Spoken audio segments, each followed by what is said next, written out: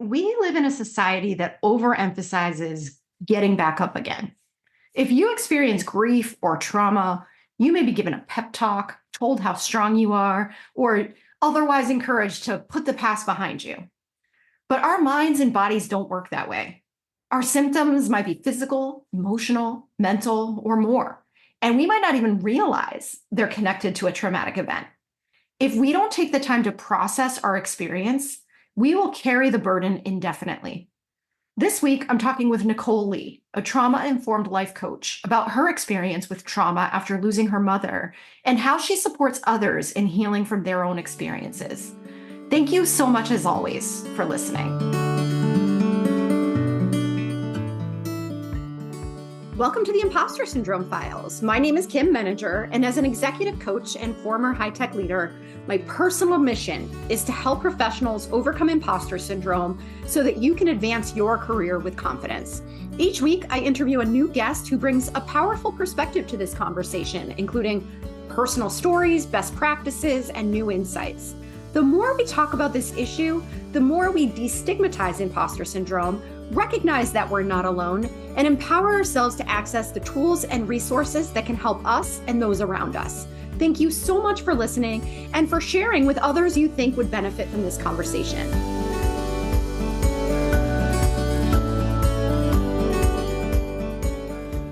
Welcome, Nichole. It is wonderful to have you here today, and I'd love to start by inviting you to introduce yourself. Kim, thank you so much for having me. I'm so excited to be on the podcast today. I am Nichole Lee. I'm a trauma-informed, multidisciplinary healer, intuitive guide, and transformational life coach. I specialize in guiding individuals, particularly those who've achieved much success, but are feeling stuck, overwhelmed, or unfulfilled, and helping them rediscover who they are, heal through past pain, and chart a new fulfilling life for themselves. Before getting into this work, I actually spent 2 decades, 20 years, as a business consulting leader and executive coach, and I focus on driving large-scale change initiatives for Fortune 500 companies working domestically and internationally. What actually transitioned me into the work that I do now, I call it my soulpreneurship, because it wasn't my mind or body who decided to go in this work. It really was me aligning to my soul purpose, was through my mother passing in 2018. Following the loss of my mom, it really had me reflecting on who I was, how I was showing up in the world, what my legacy would be, what my life purpose is. And it really influenced me to take the leap from corporate America and go into the healing and coaching work that I do today. Wow, thank you so much for sharing that. And, I feel like that's a great example of one of those pivotal moments that really Mhm. forces a pause. I think so often we're just moving, going through the motions, doing our thing. We're such creatures of habit and we're not necessarily looking up. And then unfortunately, something like that happens and it, it changes things, right? Can you talk Mhm. more about what was happening at that point and how you were able to decide this is the right next step for me? Sure. And you're so right. It does change things. And I think so many of us go through pivotal moments. For me, being in business management consulting for so long, very driven work, right? The grind, the hustle, all those types of things. Um, I stepped away to take care of my mother. So my mother was diagnosed in May and she passed in September of 2018. And being a caretaker for her really put things in perspective around overall health and wellness. And so after she passed away, when I went back into the workforce, I literally was not the same. I could not function the same way that I could beforehand. Emotionally, physically, psychologically, something was different. And at that time, I wasn't sure what that looked like. I know now, going into trauma work, that through the loss, through the grief, right, there was trauma there that I had not processed and understood what was going on. And so not being able to perform the same way. I was having cognitive challenges. There were so many, and physically, I was malnutritioned. Mal, it was just a lot. Mm. I'm balancing going back too deep, but I was not in a great space physically, emotionally, and even spiritually, right? So going through that and recognizing something wasn't quite right, I started seeking out alternative healing methods. I had done that with taking care of my mother, but I became obsessed with it. So I became certified as a health coach soon after. Became certified as a hypnotherapist. I went into energy healing. I went into all these other modalities and trying to actually help heal myself to figure out what was going on. And through that process, I actually received a divine message from my mother in 2020 to actually leave my job. I had no clue what that meant. I didn't know what I was going to do, but I knew that I could not stay in the environment that I was in. And so soon after, I quit my job. I became a consultant for the organization I was working for at the time. And then 2021, I literally took the leap of faith and figuring out what my divine purpose was. Mm. Wow. Wow. And there's so much to what you just shared, Nichole. And I think when you think about the physical, mental, emotional, spiritual effects of the Hmm. experience of losing your mom, right? And how that showed up for you and coming back to the workplace. On the one hand, like you knew what to tie it to, right? Like there's this sort of Hmm. clarity around, I know that this is an effect of this trauma, this grief. It's incredibly challenging. And again, it becomes sort of that wake up call to look around and see, well, maybe there's more that I can think about. I wonder as you think about your own experience with trauma and how you see it and showing up in other people, like I can imagine that there are a lot of people who are experiencing similar kinds of effects that you're describing, but maybe don't recognize it as a Yeah, response to some form of trauma. yeah. And I would say too is that I did not fully understand that the loss of my mother would have such an effect on me, even physically, Mm. and physiologically. That me going into trauma informed work actually helped me realize that. So I think many times we recognize that there might be an emotional challenge, right? When you lose someone or something, or even a shift in your life, any type of loss may have an emotional response. But we don't always understand the physical aspects of that, right? So when you actually go through loss or grief, when you're going through a traumatic experience, you can have similar effects, symptoms that may show up in other ways: brain fog, headaches, anxiety. I actually suffered from panic attacks for the first time ever. I didn't even know what it was. I thought I was having a heart attack because I had not experienced that before.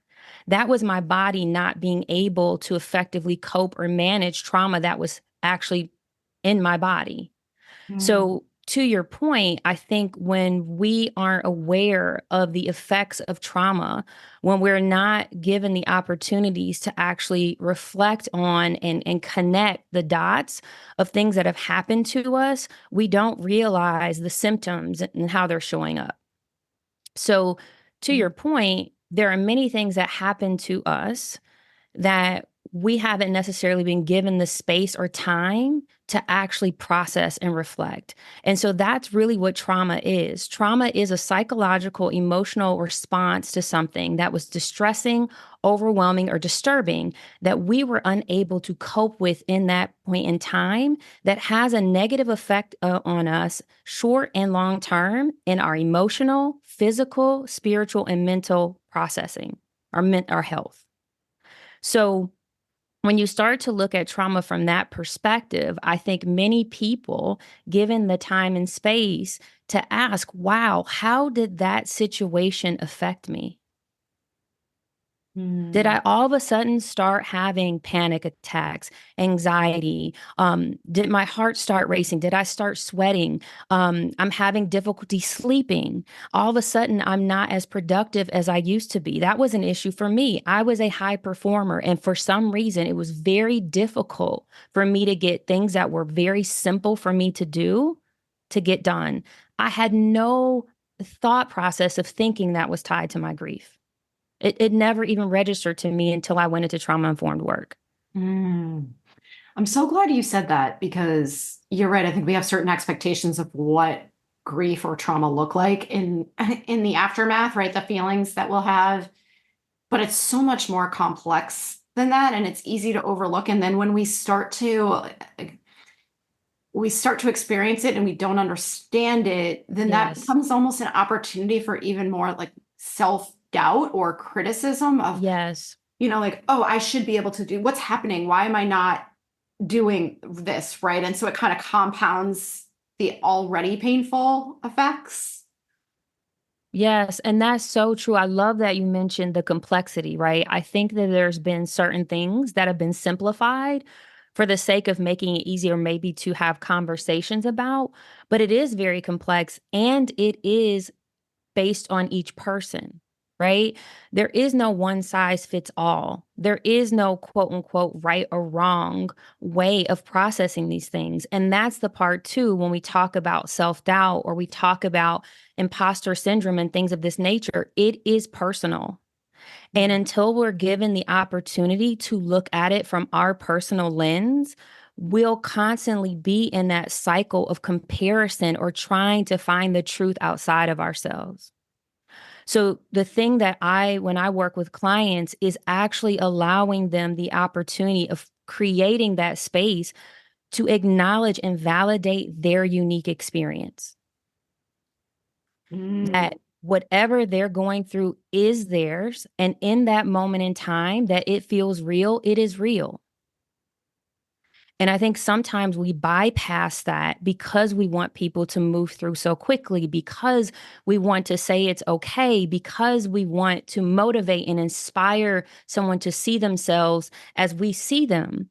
But when we don't allow people the opportunity and create spaces to validate how they're feeling in the moment, that is where sometimes we revert back, right? So I know you've probably been in a situation, I have too. When I was going through those moments, you're great, Nichole, you'll make it through. In that moment in time, that wasn't going to work for me, Mm. right? That was not good enough. It was the moments that was getting validation that this is natural, this is normal. Give yourself time. Oh my God. Understanding scientifically, biologically, what was happening to me, that actually created an opportunity for me to become more curious about what was happening to me beyond, right, just thinking that I'll push through it.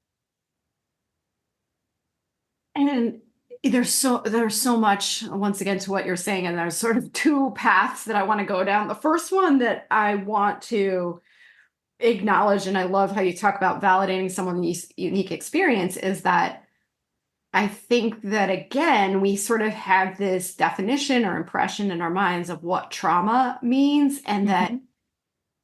and I found myself doing this too, of this, I'll be talking to myself and saying, people have it much worse than you, right? Yes. Is not, this is not something to be this upset about, or I can't call this trauma because it doesn't compare to what other people have experienced as trauma, right? So we sort of invalidate our own experience. And then again, that kind of gets layered on top with things like, well, if it's not real, then you should be able to snap out of this. And Yes. what's taking you so long? Yes. Yes. Yes. And yes, Kim. That process of invalidating ourselves through that comparison is something that is so common. And the thing that I've come to realize as well around that is that we're inundated with a lot of that type of messaging, right? Many of us may have even been grew up with that type of messaging. Mhm. There are other people in other countries that are suffering more. Get up and make it happen, right? So, what we don't realize as well is, again, with trauma, it may not be when you're adult, it could be things that happen as a child that you didn't realize are affecting you now as an adult. So, some of these things around limiting beliefs, self sabotage, we don't create those stories independently. Mm. Right? These stories are collectively created. And when we're subconsciously taking these things in, particularly when we're children, when we don't have critical thinking skills, right? When we're absorbing everything, that's actually wiring us to then make perceptions and interpretations around the world of what's safe, what our value looks like, what our worth looks like, what we can and cannot do in the world, how resilient we'll be or not be. And so, again, that's why it is so important to start validating in that moment and then becoming open to be curious of what has created the story you're now or the program you're now running. And again, validating that your story was co created initially. You believed what someone said about you for whatever reason, whether they were an authority figure, whether they were a caretaker, whether whatever, they were in some other position where you felt like you needed to take that information in, that now has created the space that you're in today. So when we can have conversations from that perspective, then you also recognize that something did happen to you. Right. And then through that and that acknowledgement, then you can say, what part of this do I want to hold on to and what part don't I? Mm. Yeah. Right. Because now I get to feel and acknowledge that I was not in full control the entire time. And I think this happens to us, particularly as adults, when we don't have the opportunity to validate what's happened to us as young people. We go into spaces as adults feeling shameful, feeling confused, and feeling overwhelmed and thinking that we have to carry the entire burden because no one actually gave us the opportunity or opened the space to say, actually, what you're carrying, you didn't put it all in there. Hmm. Yeah. Right. And so that's something that I think is really, really important for us is to start looking at what happened to us and who contributed, whether it was an environment, an individual that contributed to the thought processes and the wiring in our body of how we show up in our in and not being in our authentic selves. I'm so glad that you mentioned that too, going all the way back to a time when our brains did not have the sophistication to process Mm-hmm. messages in a more nuanced way. And we had very little power or agency at that time in our Yes. lives. And I really think about our brains as sort of being a database of all of our experiences, right? And so I often use the analogy of the hot stove. Like when you're a Mm-hmm. child, you touch a hot stove and you learn that is not safe and I'll never do that again. But a lot of times, the hot stoves that we file away are more interpersonal types of dynamics, or like you said, someone that had of an authority figure told you something about yourself that wasn't safe or whatever. And so you want to avoid that pain going forward. And it's showing up in patterns that you may not even recognize in your work life, in your personal life. And so we talk about, trauma. There may be a triggering incident, but it also may just be an undercurrent that's been part of your life that you haven't even stopped to recognize. Yes, and that level of awareness, right? I mean, we live in a culture that you're just supposed to get back up. I mean, I'll just keep Yes. reiterating that. I mean, I know the work you do is to help set that tone and give yourself time, right? And work through these things and have a level of awareness, but much of the outside world is not creating that space, Mm. right? To actually go through these things like you're saying of like, okay, let's put these things together. Like you have all these puzzle pieces. How do all these things fit?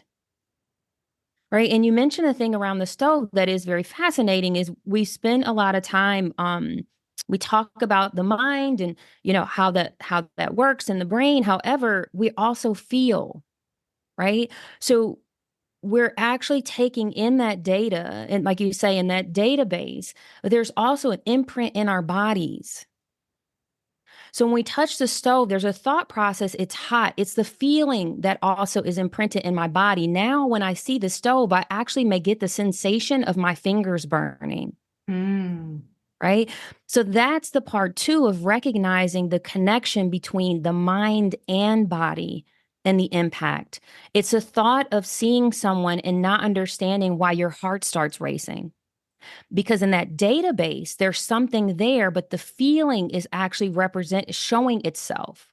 And it's not until you have the time to walk through that to say, wow, when's the last time you felt that way, that you walked in a room and you saw X and your heart started racing?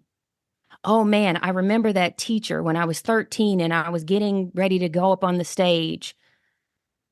And they told me beforehand if I didn't get all the lines right, I wasn't going to get the spot or something, right? And Yes. then you correlate because then what happens is the feeling imprint, it's not the person in front of you, it's the representation of that teacher. Mhm. So that's how we then start to make the connection of the past having effect on my present. And again, that's where we get the validation because, yes, I'm now realizing that it's not what's happening in my current reality, but there's something from my past that is taking over my present reality. So, what do I do to help me heal from those elements of the past that now does not trigger me moving forward? And that's the rewiring piece that's necessary in our nervous system, again, because there's an imprint in my body that's correlated to that experience.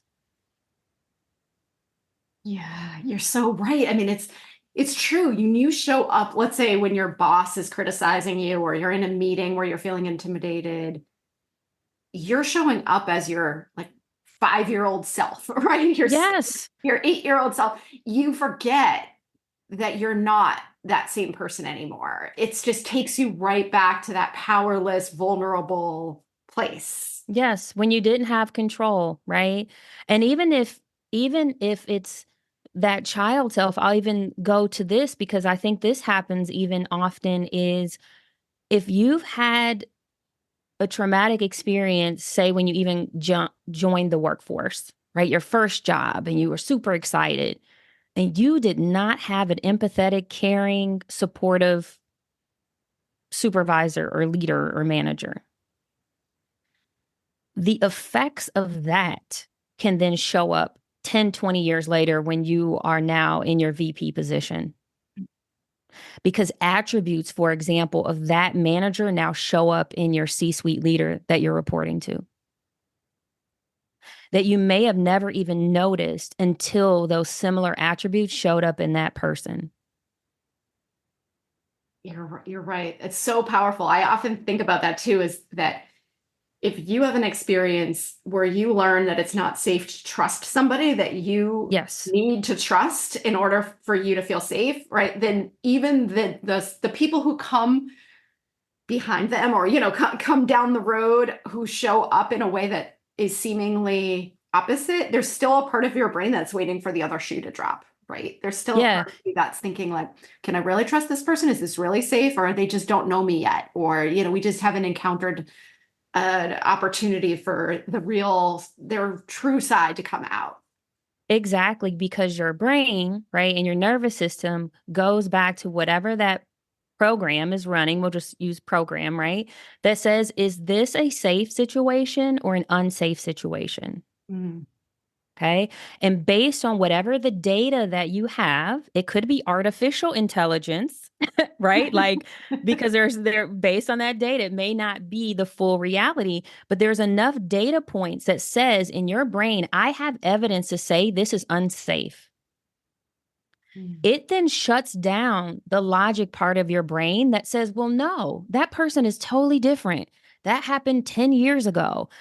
You know this person is nice. It shuts that down because the evidence that holding on to and that feeling was so intense that the rest of that logic goes away in that moment. Mm, And I yeah. bring this up because that's the work that when I've worked with clients, when we slow things down and they start to see that it's not actually, like we say, the current reality or the person in front of them.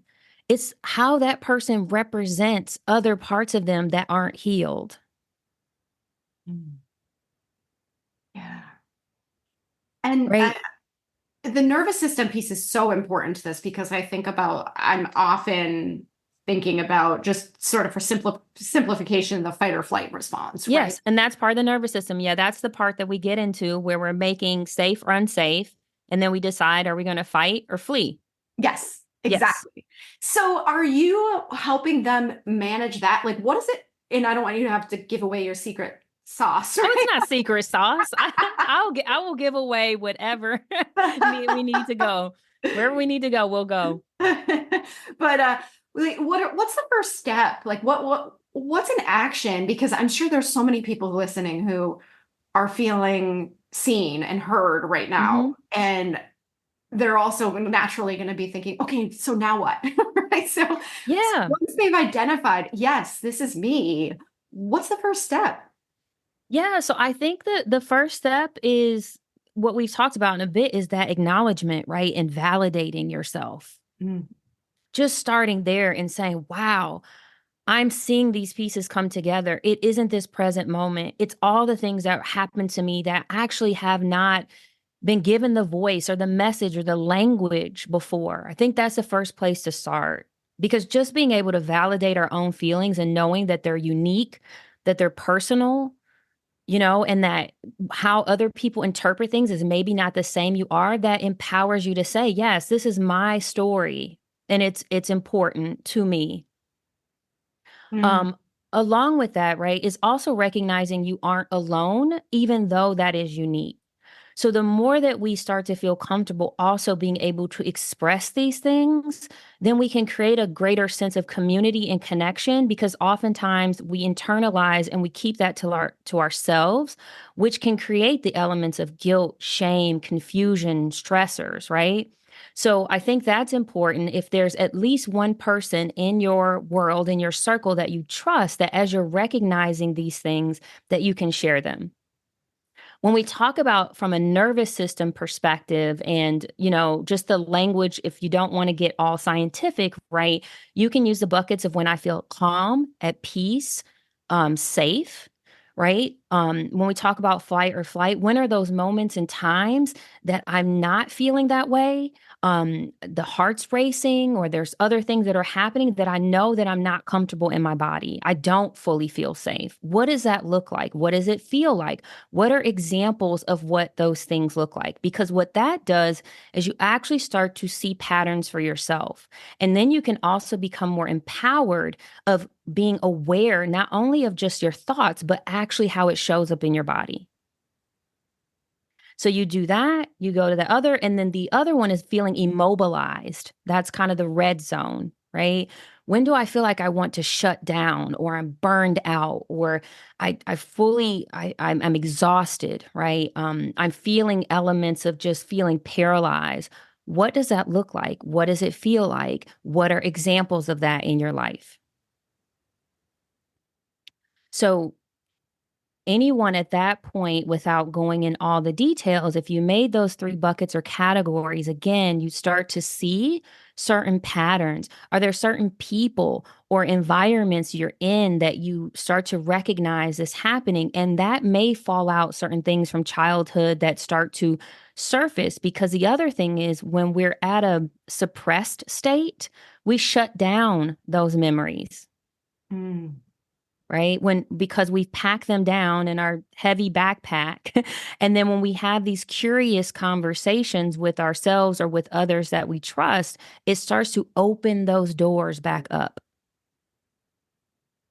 And Yeah. so this is why when working with a coach or a therapist or a mentor, someone you trust, right? I'm a big advocate of finding someone you trust to at least start the journey. Now, if you need deeper support, right, obviously going to a therapist or a professional, a medical professional is very important.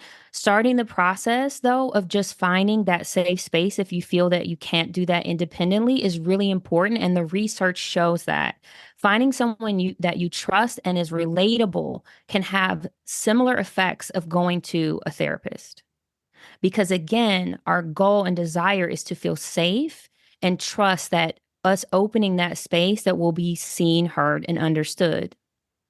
Mm. The That's, last thing, oh, oh, sorry, I was just going to let's say, validate okay. that. Go ahead. There was just one last thing that I would say too, depending on where people are on their journey, right? Because some people may say, you know what, I've done that. I've been geeking out on my nervous system, because everybody's at a different level. I would say then if you're at that level and you kind of have a greater sense of awareness, just using something simply of what's the evidence of this. Mm, So if you're having the moment where you're like, I'm feeling like a fraud, there's no way I should have gotten this or whatever that looks like, what's the evidence of that being true? And what's the evidence of that being false? mm, And what typically happens is you find that there's not the truth in the present moment, right? You did the work. You spoke eloquently. You did all that was necessary for you to be in that position. It's just the moment that you realize that it's going in the past. So just going through like, what's my evidence of that being true today in this present moment? And if you find that there's something where you're like, well, I didn't do X, then you keep going. Well, what does that look like in this present state? Why do you feel that way? What's bringing that about? Oh, that was so and so, boss. Well, let's look at the evidence of that person. Was it personal or is that their personality type?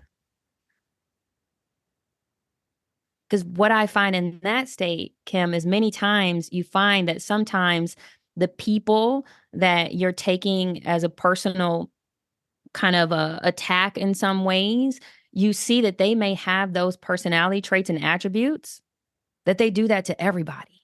mhm, Right? Like, and then you get to disconnect yourself from the personal element and then again see the evidence of it being you or other people or an environment that's impacting that. So I've used that as well for those who are a little farther along in their awareness of just going like, what's my evidence of this today? Is that really true today? Yeah, these are great suggestions, Nicole. I think there's so much power to what you're talking about, and I'm a big believer as well as sort of understanding what your triggers are, really paying attention to what's happening when I'm showing up this way so that I Mm-hmm. can look for those patterns. And ideally, it will help me to reflect a little bit more, like you're talking about, and also prepare for if I know every time I step into a meeting with this type of a dynamic, I tend to get triggered. Well, what can I do proactively Yes. to plan for that? Right. And so to just kind of maintain as much personal control and power as possible, because again we kind of become that powerless child and we forget that we have choices. And when you talk about the the evidence and just kind of looking at that other person as, is this a person who does this to everyone, maybe at the end of the day the conclusion is this is just not a place where I can thrive, right? Maybe Exactly. this is a manager that just doesn't have the kind of leadership style that I need in order to do my best work. And that doesn't mean you've done anything wrong. It's more about taking your own power and saying, I'm going to contribute my skills and talents to a person and a system that values me for who I am. Yes, and I love that, Kim, to your point. Once you go through the level awareness, that next step is, and what do I do and what part do I control, right? What part do I feel empowered as my next step? So perfect, right? And I think that the big thing is that acknowledgement, the awareness, and then you get to action. So Mm, I think the simple way of kind of looking at that is right, acknowledging that something has happened either in the past or in this moment, right? Having that level of awareness of how I function and operate in that, from everything for how I think, how I feel, how I believe, and better understanding what is at the root cause of these things. And then what's the action I want to take or desire to take to move me forward? That could be similarly leaving that job, having more support systems in place that help validate, support, and affirm me. That could be altering certain things that you're doing that aren't contributing to you moving forward in the way that you desire. So I guess that's the 3 A's. I love it. I love that. Yeah, and I also find it helpful in the bigger theme of not feeling alone. This is kind of a different twist on it. I think it's helpful sometimes to recognize that the way that everyone else around you is showing up is a function of their own experience as well. And so often it's just our tendency as humans to personalize every situation, to blame ourselves, to think like, oh, there must be something wrong with me. When in actuality, if someone is showing up in a dysfunctional way, that's their stuff, right? That's their lack of healing in different areas. And unfortunately, when it's somebody in a position of power, they have a lot more influence on our experience. But too often we confuse somebody else's baggage with strength, right? But people who are truly confident and healthy and functional people don't wreak havoc on the people around them, right? Yeah, Kim, that is so true. So that gets to just the foundational piece, right? Of like we say, the personalization of recognizing that individuals who aren't showing up in that way have their work to do, to your point. And the more too, I think that this is where if we move out of judgment and observation. So I know we talked personally, like, what does it look like for me? I'm observing myself.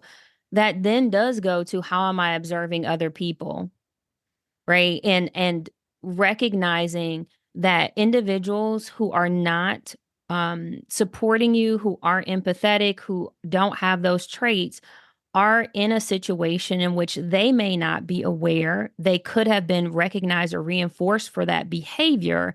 And that is also where I think we take back our agency that you mentioned of what action I want to take. So if I can't influence, impact an individual who is not showing up effectively, then do I now need to take control and me move out of that environment because I'm worthy of being respected and supported and acknowledged, Mhm. right? So I think that's a whole nother line of where we recognize there are a lot of individuals who are in positions that aren't effectively qualified to support others.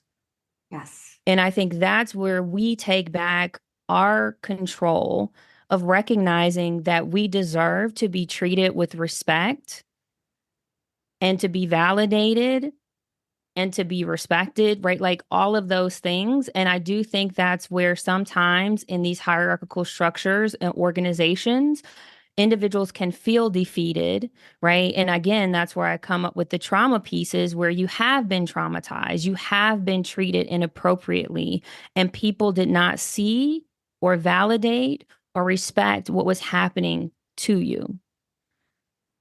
Mhm. And I think our overall worth and getting back to understanding that about ourselves is so important because that's how we continue these processes, and people need to be held accountable for when they aren't effective leaders. Oh my gosh, you're so right, Nichole. We could spend a whole other conversation just talking about that piece, right? Like that really was such an important part of the conversation. I am just so grateful to you for sharing this because I think it's so relevant to all of our experience. I don't think any of us as humans goes through life unscathed, right? We may have Yeah. different experiences, but you've given us such a powerful way to think about it, and I love the action steps, the sort of plan that you gave to us as well. Well, thank you, Kim. I really appreciate the opportunity to talk about this. And I hope that it does support someone in their journey of reconnecting with themselves and feeling empowered to live their best life. Absolutely. And so, for anybody who wants to uh, learn more about you, your work, where can they find you? Sure. So my website is Nichole, Nichole, Lee, Lee dot Love, NicholeLee.love. You can send a request to work with me, which we can schedule some time just to chat. I'm also on LinkedIn as I am Nichole Lee, and on Instagram, I am Nichole Lee. Thank you so much, Nichole. And we'll link to those in the show notes as well. It's been such a pleasure having you here. Thanks so much, Kim. I greatly appreciate it. Thanks so much for listening to the Impostor Syndrome Files. If you would like to continue this conversation in a safe and trusted space, I would love for you to join my virtual discussion group every Thursday at 12 p.m. Eastern. For the past several years, the group has been limited to women, but it is now open, regardless of gender, to anyone who is interested in exploring and troubleshooting common workplace challenges, building better awareness of ourselves and others, and becoming more inclusive allies at work. Check out the show notes for more info on how to find us, and please join us next week for another episode of the Impostor Syndrome Files.